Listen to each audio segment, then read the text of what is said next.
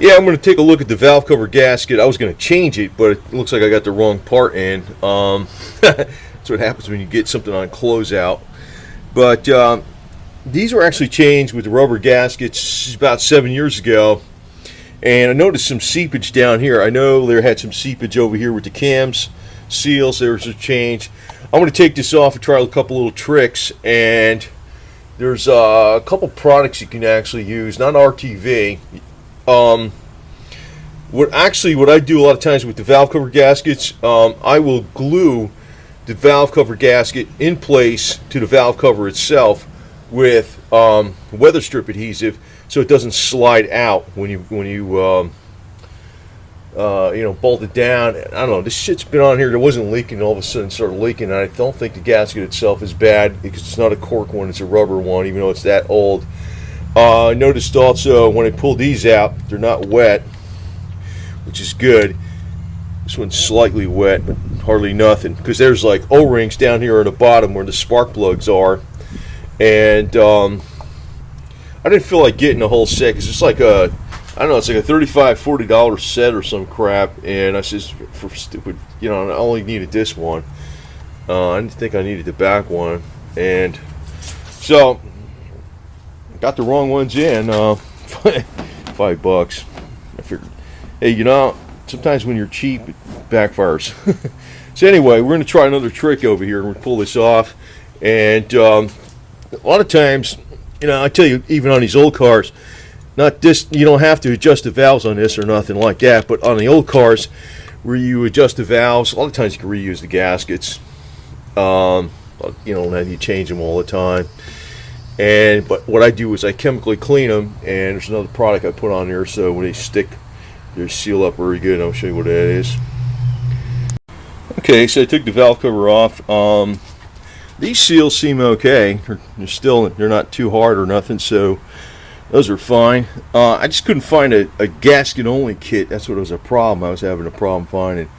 And I says, "Whoa, clearance! Hey, $5." Yeah, fuck, it don't fit, but this actually doesn't look screwed up. You know what's probably going on here is the rubber's just a little harder.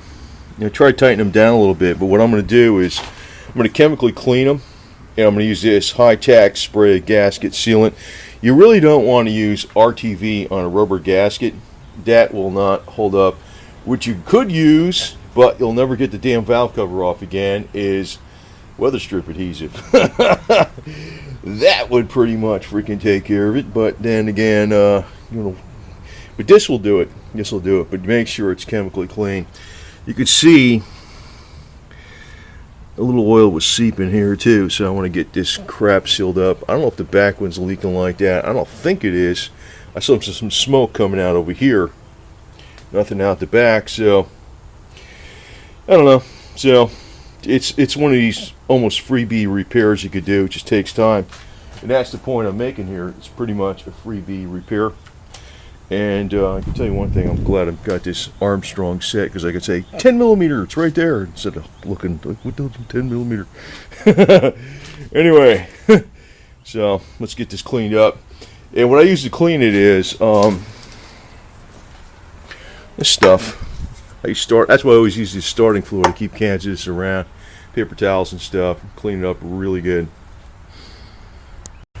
Okay, the stuff's on there. Just time to put it on there. It's this stuff will really stick. I really chemically cleaned it, but it's not like it's going to glue it on there permanently. But usually this stuff will seal up rubber. That's what I like about it, or metal. Reuse gaskets. It works great. Yeah, just go over to make sure you got to make sure these aren't too tight. And this little 1/4-inch drive ratchet, the new one I got, so much better than the old one. Yeah, Armstrong. And I like how you can press right down here. Put your thumb right there. If you're trying to start a bolt. I'm not tightening them too much because you got to watch. This should work though. This should work. Basically just take some time and it should be a freebie fix. The only thing I got to do now is got something I don't know, the AC works, but there's something with the switch inside the console, or it's in a BCM. And I gotta put this little bullshit thing back on here. And the two things on there, I put tie ties versus those little push-on clips. Their tie ties will hold a lot better. And put these back in, so looks okay. I don't see, no leakage up there. The other thing is with these valve covers on these, if you get leakage up here on this O-ring, these O-rings are still pliable. These fill up, but what happens then? It's like one thing leads to another.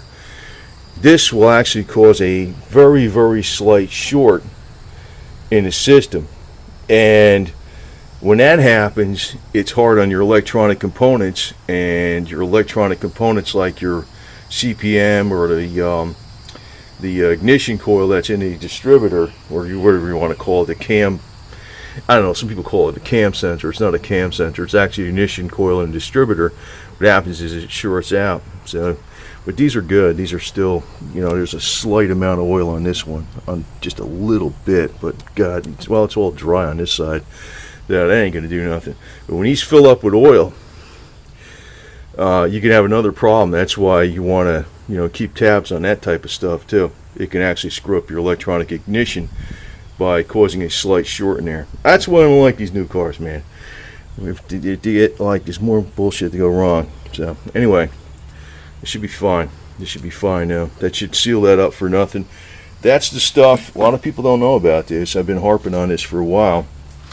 It's it's a high tack spray gasket sealant. It's like I have another new can of it too inside. Part number 80065. This is the only one you can use with rubber gaskets or metal gaskets.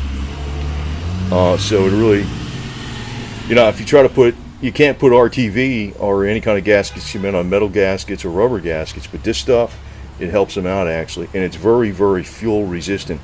That's another thing. A lot of stuff is not fuel resistant at all. In this case, no problem with fuel, but it goes to show you that when it's fuel resistant, it's way, way, way oil resistant. Okay, that should be leak-free and inexpensive zero-cost repair. Also, want to say is when you put these wires back on, a lot of times when you get these wire sets, I'll just point out to it what it is. The wire, actually, you can see it in there. Maybe you can't see it in there.